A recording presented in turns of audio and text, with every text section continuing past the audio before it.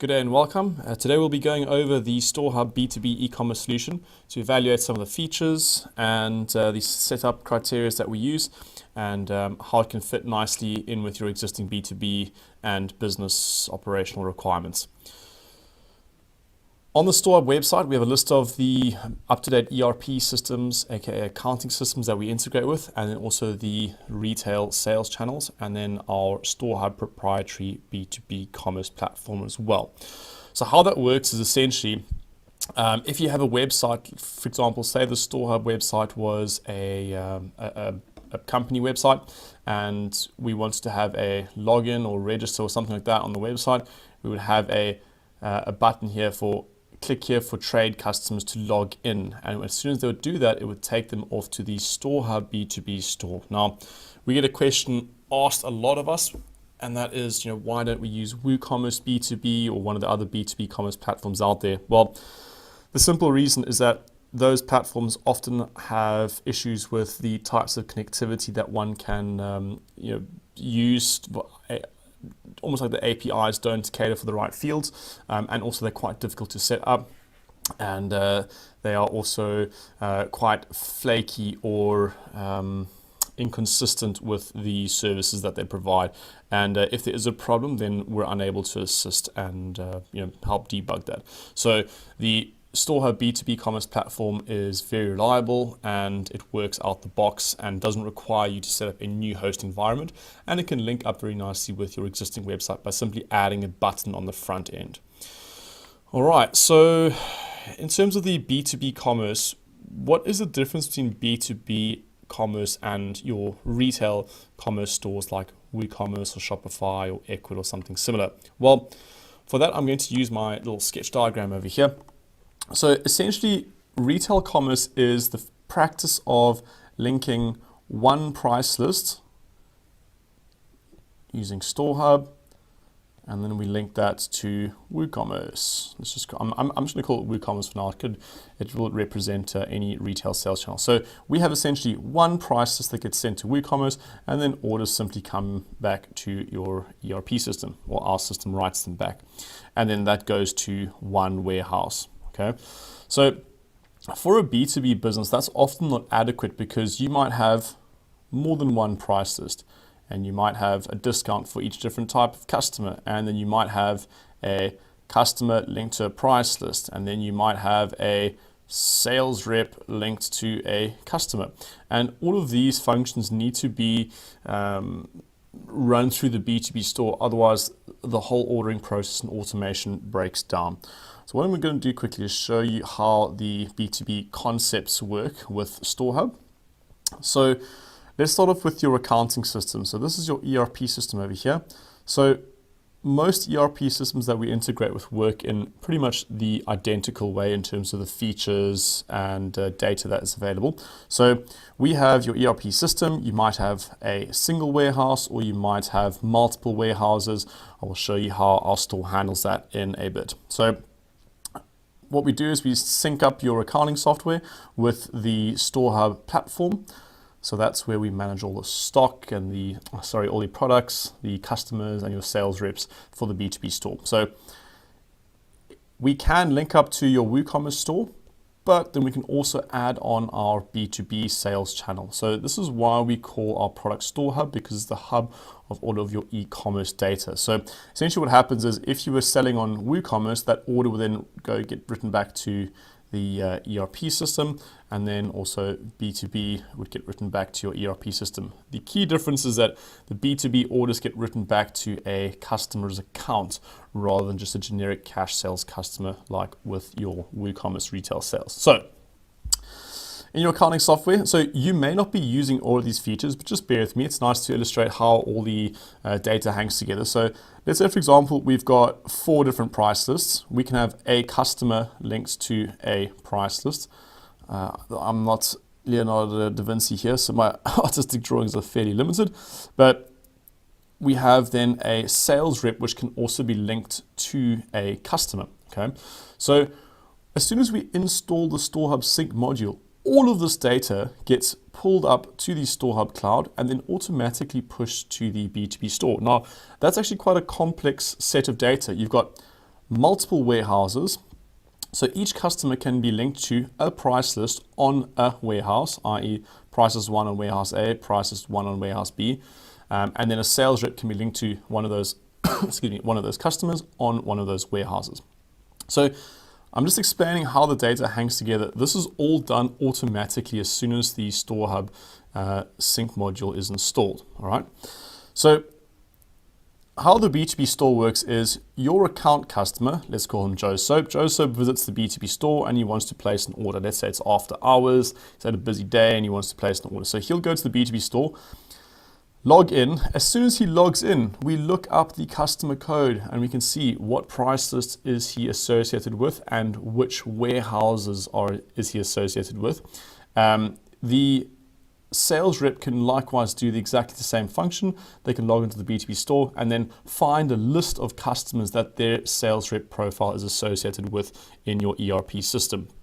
And that allows the sales reps to essentially get on-demand live pricing and stock for the customers to, if you're on the road, you want to, on your tablet, pull up the latest stock levels and advise your customer as to what items they should be ordering. So that's the sort of summary of the B2B store workflow. What I'll do is I'll jump onto the actual Store Hub website platform and show you how this data looks in a bit. So the first thing we want to do is link up the accounting software. So the accounting software forms the basis of all of the product, stock information, and customer and sales rep information as well. So here you can see how regularly it's syncing. We can set it up over here. I'm not going to go into that now, as this is more of a functionality work through video. Okay, so in order to add a sales channel, we can add a B2B channel and then also a WooCommerce channel. So the B2B channel is fairly simple. All we need to do is add a name for the store and then pick your shipping, delivery, service item. So that's the cost of shipping will be allocated to that item. Give your site a unique code, for example, yoursite.b2b.storehub.io. That will be the domain name. And then that's it. So as soon as you click submit, the customers tab over here and also the sales agent tab will become visible as that's a uniquely B2B related feature.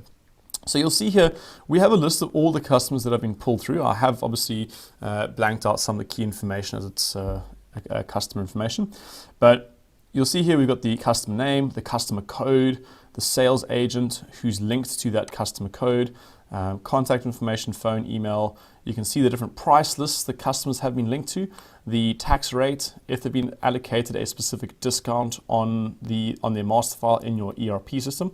And then you can also see the customer category or group that they've been allocated to in the ERP system. Now, that group can be used to define what we call restricted products. So, for example, certain customer groups can see certain product groups. Now, this will be useful if you're selling brand sensitive products, restricted products like firearms or explosives or chemicals or perhaps certain types of pharmaceuticals. So it has a lot of function over there. You can see if the customer is active in the accounting software or not. As soon as you deactivate the customer in the ERP system, that they will no longer be able to log in and access their account on your store. We also pull through the delivery addresses listed on the customer's master file. So you can have one or more delivery address at the point of checkout. These customers don't have any delivery addresses pulling through, but you can take my word for it. And then you can administer each customer in a certain way. You can either impersonate them. Impersonating would mean you would view the store as if you were the customer to see their prices and their list of products, and also the order history as well. You can also assist the customer to edit the user or set the password if they've forgotten, or you can create a new user on that account. So our system does cater for multiple users per business, so you can have 3 different users logging into the one company to place orders. Let's say, for example, you have a brand new online store and you want to invite all of your customers. You can hold down Shift, click, just like you would in Excel, and then say invite all 15 customers. So it makes it very easy to get running on our B2B store. Typically, Our B2B stores take about 15 minutes to set up and configure, and then another 15 minutes to half an hour to actually hand over and just give the customer some training. Either a Store Hub representative will provide this, or your Store Hub business partner consulting business will be able to assist you with that. All right, so the next key function of the B2B store is the sales agent functionality. Now, a lot of businesses do use sales agents because it's the route to market and the way your business generates sales. So you can see here you've got the customer code, you've got the description, username, email, telephone, and then you can either invite the user to set a username and password, or you can block the sales rep. You can see here certain sales reps have been deactivated in the accounting system. So this is all automatically done without any manual spreadsheet data imports, etc. And this is why we choose to use our B2B solution rather than a third party. It just means the setup is infinitely quick. All right, so the customers, they are linked to a sales rep. So let's say, for example, I impersonated a customer now, and that would take us to the online store. So as soon as we log in, the online store is going to show us a list of product categories, the thumbnails over here, and then you'll have the product categories down the left over there. Do apologize, the net does go slow while my screen is recording. So let's just wait for it to load quickly. We can see over here that this is the person that's impersonating the store, and then this is the customer that I'm currently impersonating. So it just gives you some context as to who you are currently working with when you are impersonating. All right, so this B2B store, it's not the most visually impressive store, but B2B is designed to be a ordering mechanism. It's an ordering platform or portal. Okay, so your customers are already brought into your beautiful brand or your brand messages and the styling and the beautiful graphics that you might have on your brochure website. The B2B store is meant to take large numbers of orders and to allow your customers to order them very quickly. So if I click into a category, we'll see immediately that there are it's what we call a quick order category. So you'll have the ability to see a small thumbnail image, the name, SKU code, price excluding, and also the number of stock items available. So this company's chosen to show the exact number of items in stock. You can choose to show if it's just in stock or out of stock, or make it always in stock, i.e. no matter what the stock status is in my accounting software, you can place an order. And then it's very easy to quickly hammer the add to cart button, or if you want to, you can quickly change the quantity to add to cart. Let's just say that's 2, we add it to cart, and as soon as you add an item to cart, the summary is over here. And then you can then proceed to check out further. So as soon as you click on checkout, our software does at every point check for the stock availability. Has the stock availability changed when you add it to cart versus when you actually go to checkout versus actually submitting the order? So here you can see we've got the sales agent code has been linked to this seller's profile already. So our B2B store settings, which I'll cover in a bit, does allow for your sales agents to have some sort of flexibility in the way we set it up. So what do I mean by that? Well, it's, do the sales reps need to accrue commission if they were not involved in the placing of the order? So if their customer went and placed an order out of their own doing, then the sales rep won't get any commission. We can also define which sales reps, should a sales rep see all customers linked to their profile only, or linked to their profile and unlinked customers, i.e. The free for all customers. So shipping method, this customer selected on account. You can essentially create your own shipping method using our shipping method calculation engine, which I'll cover in a bit, and then a payment method. So this is currently set to on account and will raise probably a sales order. We can define the different payment methods to raise different document types. So you can raise a quote.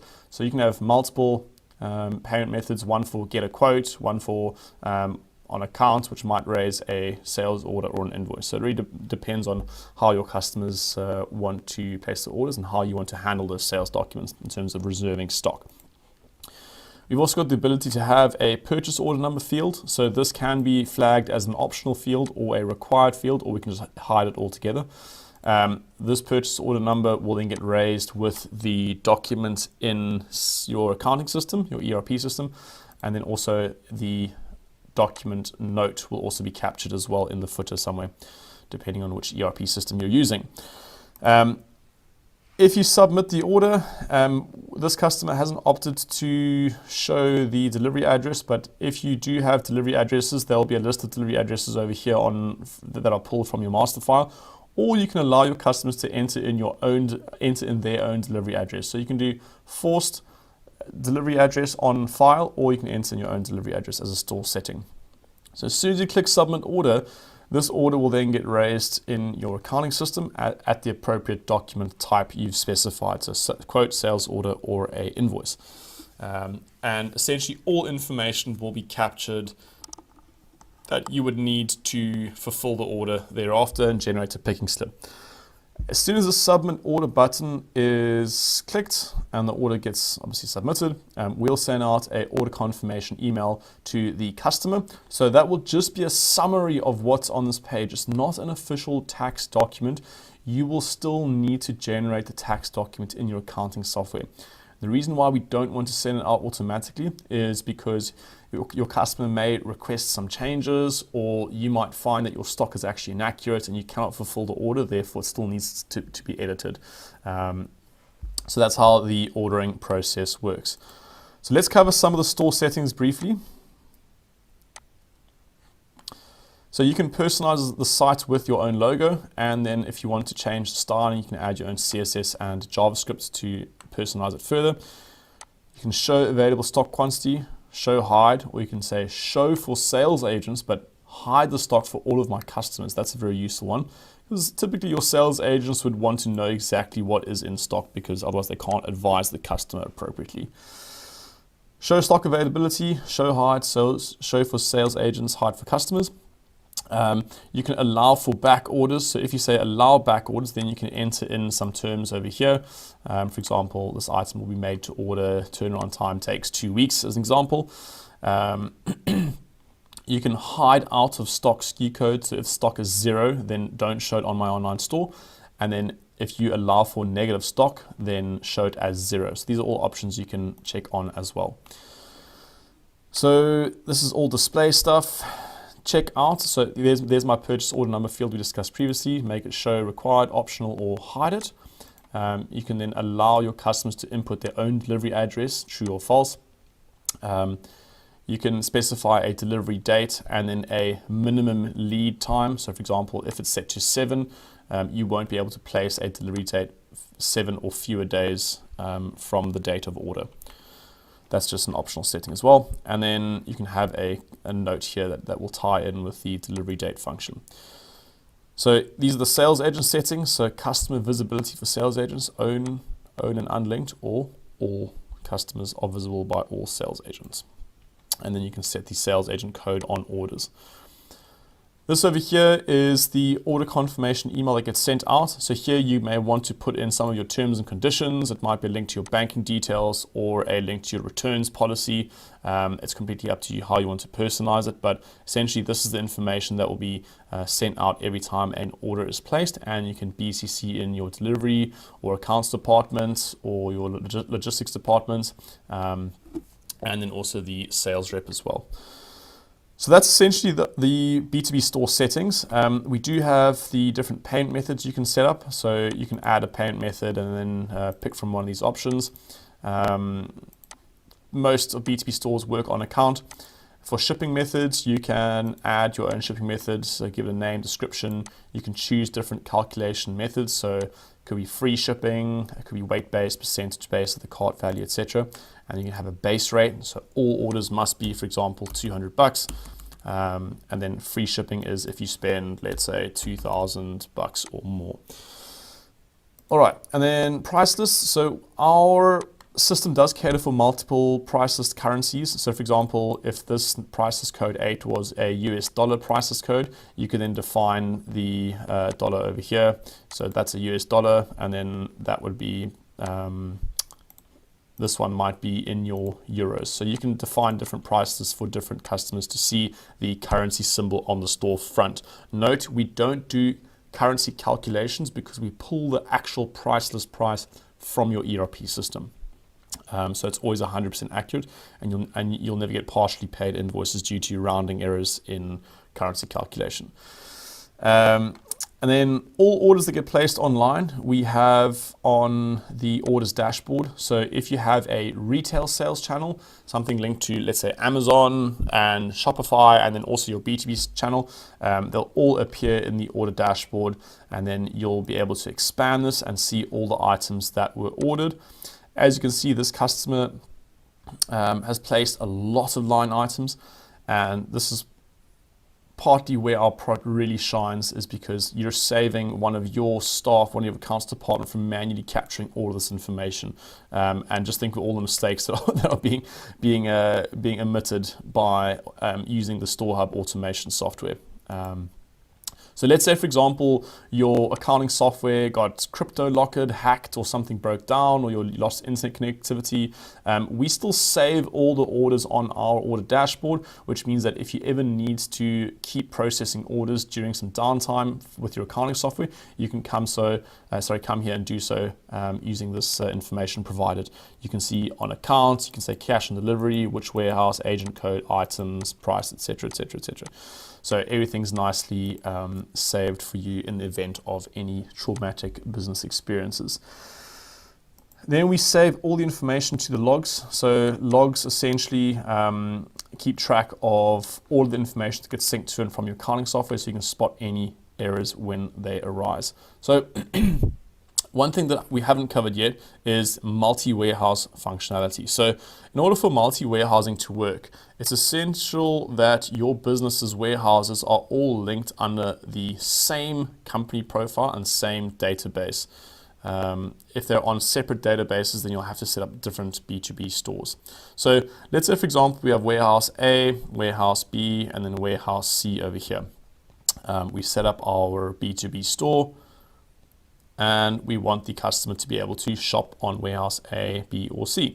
So this customer would be linked to a price list, which is linked to a warehouse. Let's say, for example, this customer is linked to price list price 1 on warehouse A and B. Then when this customer logged into the online store, he would get a drop down and select which warehouse he wants to purchase his product from. So if I go back to my store here, let me just pick a different customer quickly. All right, so we've logged into the customer's account. We can see a product. This is a Gyprock board, SKU code. The price is $167.46. And we can see the warehouse context here is this warehouse. So this will automatically be generated from a list of warehouses you've chosen to sync when you set up your data source, your link to the accounting software. So if we pick a different warehouse context, let's say, for example, George, we'll see that this customer in relation to the price has now changed. That was 167, it's now 191. So if this customer had opted to show stock as well, you'd see the stock would change depending on whichever warehouse they were looking at. What this means is that your B2B account customer is able to send back orders to different warehouses. So I might order stock from warehouse A, and the order will go back to warehouse A, but I can also order stock from warehouse B. Now those will be separate orders and will, as a result, accrue 2 times delivery costs, because they are in essence 2 different physical deliveries. And also the delivery will be different because warehouse A might be a lot closer than warehouse B. So it wouldn't make sense to aggregate any shipping costs. So that's why splitting the orders up to the different warehouses means that it's very easy to manage the online store process. So that's pretty much all I want to show you today in relation to the B2B software. We do have new features being released all the time, so it's best to check with one of our sales teams if you are looking at our B2B software. And something that we have covered is not in this video, then please do feel free to reach out to us on sales@storehub.io, or you can give us a call, +27 87943 2606, or we have a web chat function available over here, and we've always got operators standing by to assist you, so please do get in contact with us. Like I said before, we are always integrating with new ERP systems and new sales channels, so do please check in on our website for the most up-to-date information on the sync tools that we offer. All right, thank you for your time and appreciate your attention, and hopefully see you on the Store platform soon. Just an out, bye.